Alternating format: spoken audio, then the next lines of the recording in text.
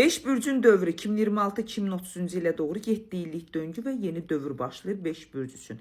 24 apreldən başlayaraq belə deyim, Venera və Uran Buğa bürcünə keçid edərək yeni bir dövrün başlanğıc qapılarını aktivləşdilər. 20 apreldən isə Uran Əkizlər bürcünə keçid etməklə 7 illik dövr, yəni 7 illik dəyişkən qapıları aktivləşdirəcək 5 bürc üzərində.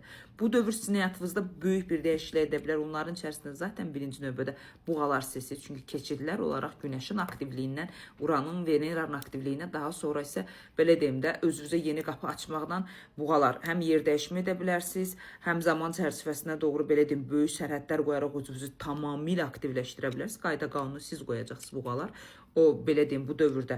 Əkizlərə, Uran əkizlərə keçid elədiyi üçün əkizlər sizdə pul, məntiq, aktivlik, strategiya zamanıdır. Yəni hər bir şey edərkən 100 dəfə düşünmək lazımdır. Bu dolçalara da aid. Dolçalar siz də bu yeni dövrdə siz məntiqinizi aktivləşdirməlisiniz. Amma ikizlər qədər pul, maddiyyat enerjilərinizin güclü surəti yoxdur. Amma hər şeyi göz olaraq, enerji olaraq yazıb, qeyd edib və aktivləşdirməlisiniz strategiya olaraq. Digər pozisiyada olanlardan biri şirlər, sizlərsiz şirlər enerji baxımından mübadilə, yenilik baxımından, sevgi, artım və belə deyim də qalıq aktivliyinizi gücləndirməlisiniz. Ya bundan sonra yəni parçalamaq yox, toplamaq enerjisinə keçməlisiniz 7 illik döngünüzdə.